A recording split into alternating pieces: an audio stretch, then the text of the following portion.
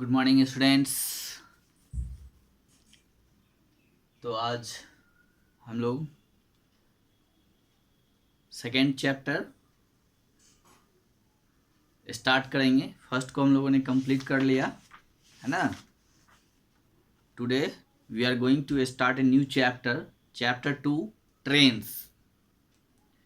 Trains जो chapter 2 trains है वो पोएम है, और इस पोएम को आज हम लोग पढ़ेंगे। एंड पोएम को पढ़ने से पहले पोएम के बारे में हम लोग कुछ जान लेते हैं कि ये कैसा पोएम है और किनके द्वारा लिखा गया है, राइट ना। तो this poem is written by Humayun Kabir. ये पोएम के राइटर जो हैं वो है Humayun Kabir. Humayun Kabir was an Indian writer and politician. Humayun Kabir जो थे वो एक इंडियन राइटर हैं, है ना, यानी इंडियन राइटर थे।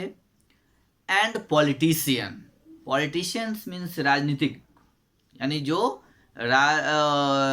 मतलब राजनीतिक होते हैं, है ना, जो मतलब राजनीति में हिस्सा लेते हैं, राजनीति में भाग लेते हैं, है ना, देश के लिए कुछ करने के लिए। तो वो पॉलिटिशियन भी थे, राजनेता भी थे, है ना, और राइटर के साथ साथ। कबीर वाज बॉर्न ऑन 22 फरवरी 1898। कबीर का जो जन्म है वो 22 फरवरी 1898, 22 फरवरी 1898 को जो है उनका जन्म हुआ था, है ना। बॉर्न जो हुए थे, ये इनका डेट ऑफ बर्थ है ना, 22 फरवरी 1898।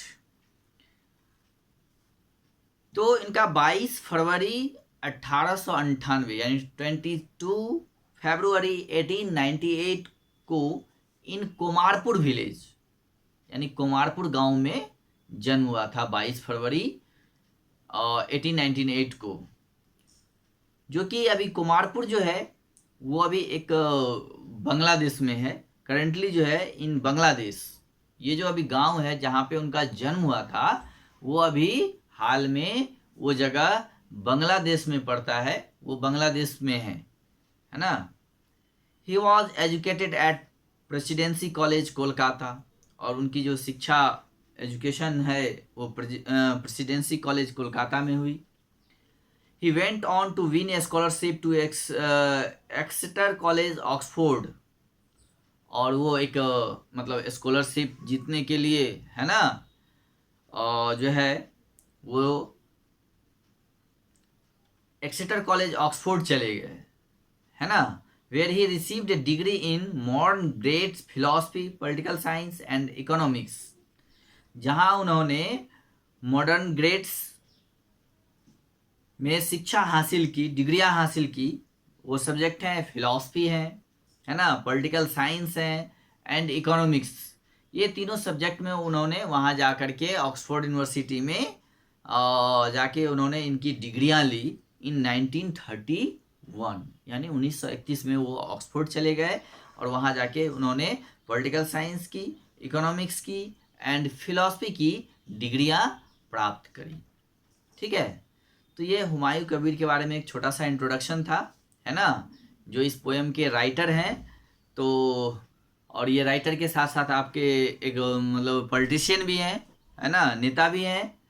और उनका जन्म आपको मैंने बताया है कि 22 फरवरी 1898 को हुआ था, जो कि 22 फरवरी 1898 को कुमारपुर गांव में, है ना।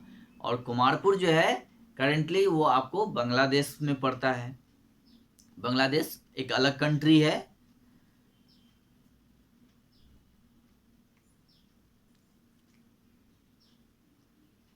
और उसके बाद जो है वो मतलब बाहर चले जाते हैं पढ़ने के लिए, ऑक्सफोर्ड में चले जाते हैं स्कॉलरशिप जीतने के लिए, है ना। और वहाँ जाके और नए नए डिग्रियां प्राप्त करते हैं फिलॉसफी में, पॉलिटिकल साइंस में, इकोनॉमिक्स में, ठीक है।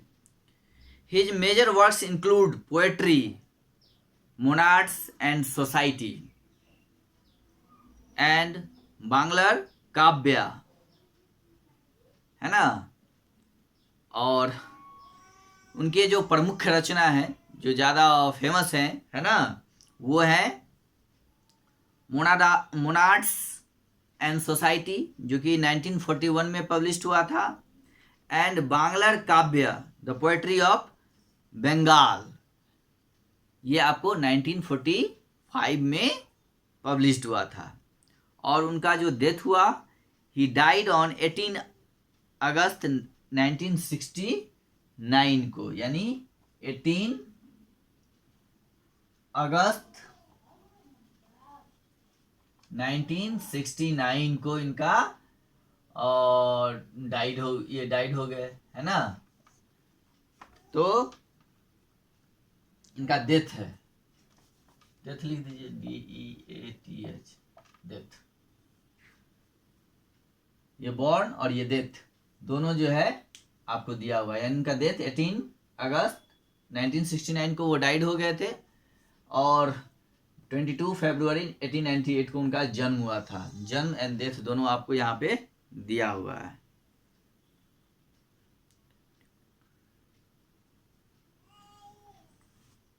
चलिए अब हम लोग नेक्स्ट देखते हैं कि इस पोएम के बारे में, कि पोएम जो है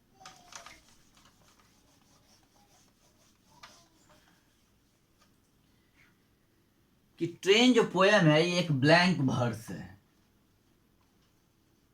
ब्लैंक वर्स, है ना। पोएम जो होता है वो क्या होता है, वो दो तरह के होते हैं। एक ऐसे पोएम होते हैं जिसमें एक बहुत सारे राइमिंग्स वर्ड्स होते हैं, है ना, जो कि एक दूसरे लाइन से उनका साउंड जो है वो मैच करता है, सेम साउंड होता है ना। और उसमें सभी साउंड आपको, हर लाइन के साउंड जो है वो एक दूसरे से मैच करते हुए सेम एक जैसे दिखते हैं। लेकिन ये जो ट्रेन पोएम्स हैं ये ब्लैंक वर्स हैं। ब्लैंक वर्स क्या होता है कि in blank verse the last word in the lines don't rhyme with each other. इस पोएम में क्या होगा कि आपका जो लास्ट लाइन होता है, उनके जो वर्ड्स होते हैं वो दूसरे लाइन से मैच नहीं करते हैं, वो उनका इसमें वर्ड्स, राइमिंग वर्ड्स नहीं होते हैं, है ना। तो ये डिफरेंट होता है। तो पोएम जो है ये राइमिंग पोएम नहीं है, ये ब्लैंक वर्स है। तो ब्लैंक वर्स जो पोएम होते हैं उसमें आपको वर्ड्स जो होते हैं वो एक दूसरे से, मतलब एक लाइन से दूसरे लाइन का जो साउंड होता है वो सेम एक जैसा नहीं होता है। ये इसके लाइंस जो होते हैं विदाउट एनी राइमिंग्स होते हैं,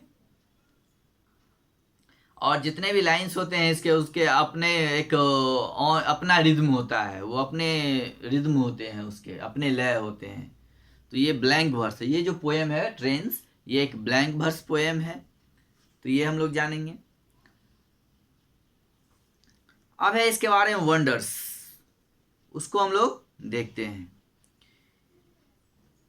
कि trains throws light on a child's inquisitive nature and ovation with trains. It is a busy world outside and the child gets a glimpse of it through the trains that keep on moving on the tracks, making him wonder where all of them go. The poem shows a child's imagination and innocence. इसमें दिया हुआ है wonders है, एक आश्चर्य है कि trains through light on a child's inquisitive nature, यानी रेलगाड़ी जो है ना, ट्रेन्स जो हैं वो बच्चे के ऊपर उनके जो इंक्विजिटिव नेचर, यहाँ पे एक वर्ड आता है इंक्विजिटिव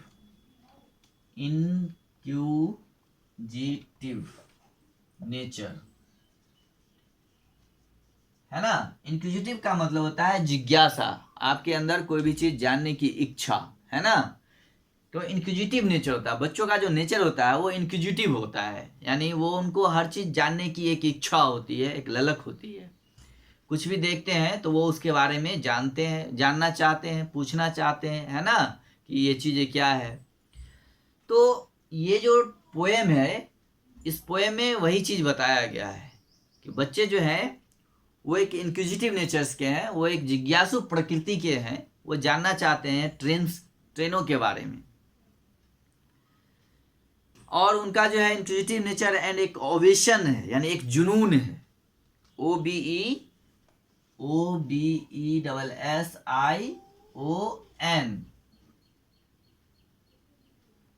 इसका मतलब हम लोग जानते हैं जुनून, है ना, ये जुनून होता है। तो उनमें एक जानने की इच्छा और एक जुनून होता है। तो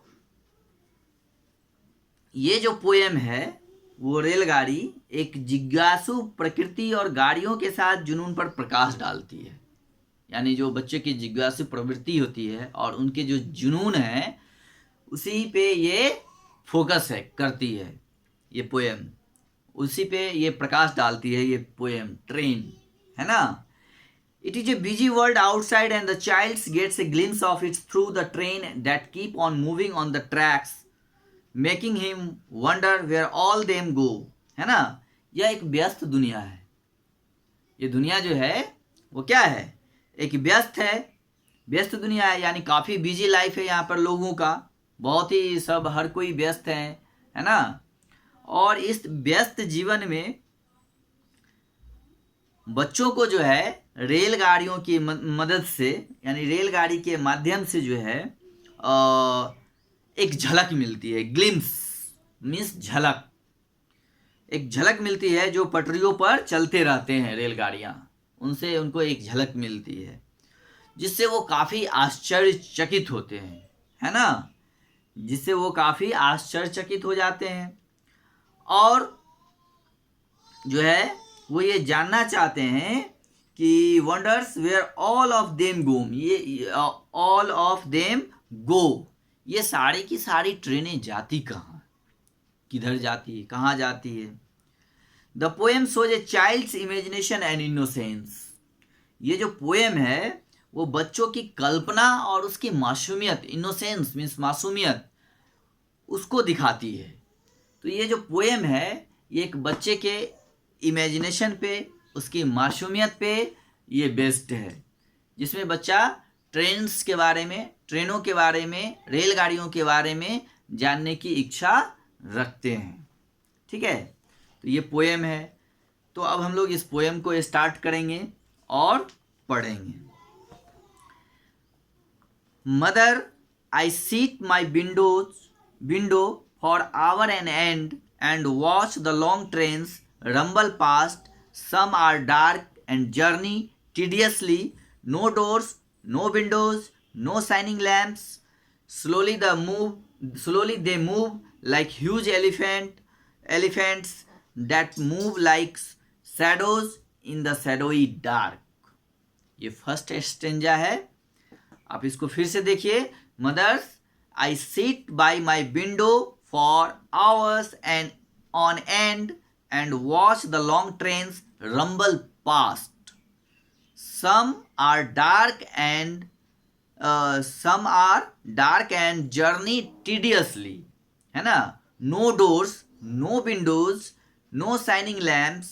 Slowly they move like huge elephants that move like shadow in shadowy dark.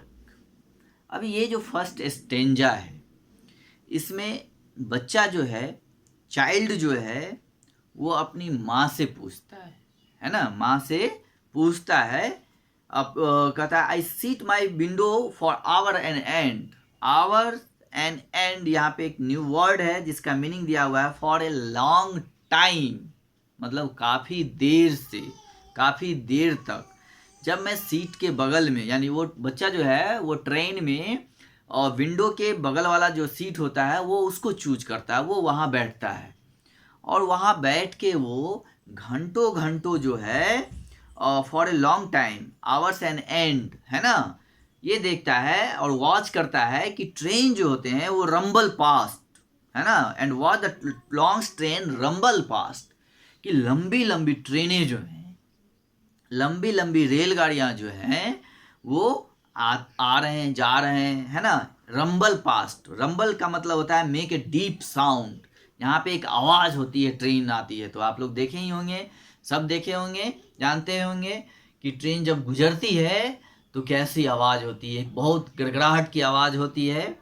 तो वो बच्चा जो है खिड़की के पास बैठा यही देखता रहता है, घंटों घंटों बैठा देखता रहता है कि ट्रेनें आ रही हैं, जा रही हैं, और काफ़ी साउंड के साथ वो आती हैं और जा रहे हैं। उसमें कुछ ट्रेनें जो होती हैं, some are dark and journey tediously, और कुछ जो है वो काफ़ी डार्क होते हैं, एंड जर्नी टीडियसली। टीडियसली यहाँ पे एक वर्ड है जिसका मतलब होता है टायर्डली यानी टायरलेसली, जो बिना थके हुए, है ना, वो अंधेरों में जो है जा रही है, यात्रा कर रही है ना। Some are dark and journey tediously, मतलब लगातार बिना रुके हुए, बिना थके हुए वो कंटिन्यू जो है वो जर्नी कर रही है, जिसमें no doors, no window, no shining lamps, है ना, जिसमें जिस ट्रेन में ना तो कोई खिड़कियां हैं, ना कोई दरवाजा है, ना ही कोई शाइनिंग लैम्प्स है ना। Slowly they were move like huge elephant, और यहाँ पे जो है वो कह रहे हैं कि ये जो है ट्रेनें जिसमें कोई दरवाज़ा नहीं है, कोई खिड़कियाँ नहीं है, ना ही कोई शाइनिंग लैम्प्स है, वो स्लोली दे मूव, और धीरे धीरे वो बढ़ रहे हैं लाइक ह्यूज एलिफेंट। वो अब यहाँ पे ट्रेन को कंपेयर करते हैं एक एनिमल से, है ना, like huge animal. Huge animal कौन सा होता है, तो लाइक ह्यूज एनिमल, यहाँ पे एलिफेंट्स का चर्चा है, तो एलिफेंट्स जो होते हैं बहुत बड़े जानवर होते हैं, इस पृथ्वी पर पाए जाने वाले, स्थली में जो है वो सबसे लैंड पे पाए जाने वाले सबसे बड़े बिगेस्ट एनिमल्स हैं। तो ट्रेन की जो यहाँ पे कंपेयर हो रही है वो एलिफेंट से हो रही है। तो लाइक ह्यूज एलिफेंट्स, ये एक सिमिली है ना। सिमिली में क्या होता है ना कि एक चीज़ों को लोग दूसरे चीज़ों से कंपेयर करते हैं। तो यहाँ पे ये लाइक ह्यूज एलिफेंट्स, ये एक सिमिली है। तो यहाँ पे बच्चा जो है वो कहता है कि ट्रेनें जो हैं वो आ रही हैं, जा रही हैं, जिसमें ना तो कोई दरवाज़ा है, ना ही कोई खिड़कियाँ हैं, और ना ही कोई शाइनिंग लैंप्स है, ना इसमें कोई लाइट्स है, और ये धीरे धीरे बढ़ रहे हैं जैसे कोई एक बहुत बड़ा हाथी जा रहा हो, एक मस्त मौला हाथी जा रहा हो, है ना। तो इस तरह की वो कंपेयर करता है, इस तरह की उसकी इमेजिनेशन है, कल्पना है, जो वो अपनी माँ से कहता है। That's moves like shadow in the shadowy dark, कहता है कि दे मूव्स लाइक शैडो, यानी ये अंधेरों में, छायों में जो है छायों की तरह चल रहा है ना। That moves like shadow in the shadowy dark, ये यानी अंधेरों में, छायों की तरह जो है ये आगे की ओर बढ़ रहा है। तो ये फर्स्ट स्टेंजा जो है, पोएम का फर्स्ट स्टेंजा जो है, जिसमें बच्चे जो हैं वो अपनी माँ से ये सब कहता है। वो खिड़की के पास काफ़ी देर तक बैठा रहता है, लंबे टाइम तक बैठा रहता है, आवर्स एंड ऑन एंड्स, और वो सारे ट्रेन्स को देखते रहते हैं कि ट्रेन्स आ रही हैं, जा रही हैं, एक डीप साउंड के साथ, आवाज़ के साथ आती है, जाती है, और उसमें जो है वो लगातार बिना थके हुए जो है चलते रहती है, जाते रहती है, यात्रा करते रहती हैं। और और कुछ ऐसे ट्रेन्स हैं जिसमें no doors, no windows, no shining lamps. तो ये एक ट्रेन, कौन सी ट्रेन होती है जिसमें कोई दरवाज़ा नहीं होता है, ना ही खिड़कियाँ होती है, ना ही लैंप्स होते हैं। तो हम लोग जानते हैं कि ट्रेन्स दो तरह के होते हैं, है ना। जो एक होता है गुड्स ट्रेन, जो सामानें ढोती हैं, है ना, जो सामान को एक जगह से दूसरे जगह पहुंचाती हैं। और एक होती है पैसेंजर ट्रेन, है ना, जिसपे लोग चढ़ते हैं, हम लोग यात्रा करते हैं। और एक ट्रेन जो होती है गुड्स ट्रेन होती है, जिसमें बहुत बड़ा बड़ा डब्बा होता है, जिसमें कोई विंडो नहीं होता है, ना ही कोई डोर्स होते हैं, और ना ही उसमें कोई लाइटिंग होती है। तो मे भी वही ट्रेन जो है वो जा रहा होगा, जो इसको बच्चा देख के कहता है कि इस ट्रेन में ना तो कोई डोर है, ना ही विंडोज है, और ना ही कोई शाइनिंग लैंप्स हैं। तो वही ट्रेन होंगी गुड्स ट्रेन, जैसा कि as we know there are two types of train, है ना, goods train and passenger train. तो ये जो फर्स्ट स्टेंजा है इसमें वो पैसेंजर ट्रेन की बात नहीं कर रहे हैं, वो गुड्स ट्रेन की बात कर रहे हैं, जिसमें कोई दरवाज़ा, कोई खिड़की या कोई लाइट वाइट कुछ भी नहीं होता है, और वो कंटिन्यूअस जो है टायर विदाउट टायर्ड जो है, बिना थके हुए वो कंटिन्यू जो है और डार्क में भी, अंधेरों में भी जो है यात्रा करते रहते हैं। तो ये फर्स्ट स्टेंजा था। अब हम लोग देखते हैं सेकेंड स्टेंजा। ठीक है, sometimes a train comes flashing past with many Windows lit by lamps that dance and whirl with movement swift and marriage procession with music loud, shrill, whistle and rise above the din। यहाँ पे एक word है, new word है, din। din means होता है, it means here, it means a loud noise, यानी काफ़ी शोर, आवाज़, है ना, और the rhythmic beat of wheels revolving fast, है ना। तो यहाँ पे एक वर्ड और आया है, रिदमेटिक, रिदमिक है, सॉरी, रिदमिक। तो रिदमिक का मतलब होता है एक लय में, एक पैटर्न पे, एक साउंड, है ना। जैसे ट्रेनें चलती है तो आप देखिएगा कि एक साउंड सुनाई देगा, फिर वैसा ही साउंड, फिर वैसा ही साउंड, मतलब एक जैसा साउंड जो है कंटिन्यू, आपको एक ही तरह की आवाज़ जो है वो कंटिन्यू सुनाई देंगी।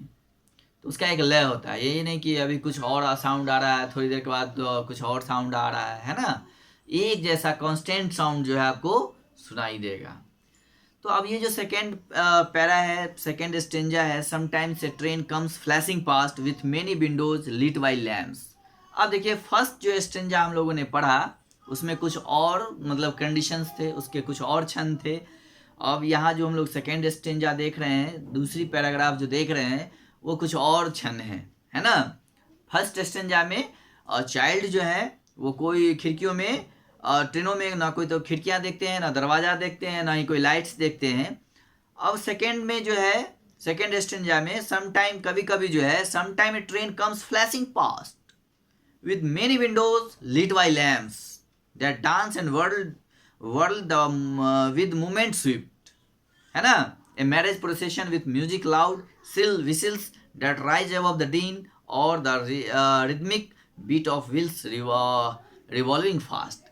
अब हम लोग इसमें क्या देखते हैं कि सेकेंड स्टेंजा में कि जो ट्रेनें जा रही हैं, आ रही हैं, उसमें एक लाइट है, फ्लैशिंग लाइट है, फ्लैश है ना, एक चमकता हुआ लाइट दिखाई देता है, उसमें चमकते हुए लाइट, ट्रेनें जा रही हैं फ्लैशिंग करते हुए, है ना, जिसमें बहुत सारी खिड़कियां हैं, लाइट्स हैं, लैंप्स हैं लगे हुए, है ना, और वो डांस करते हुए, सीटी बजाते हुए, आवाज़ करते हुए, एक मूवमेंट करते हुए जो है वो आगे बढ़ते हैं।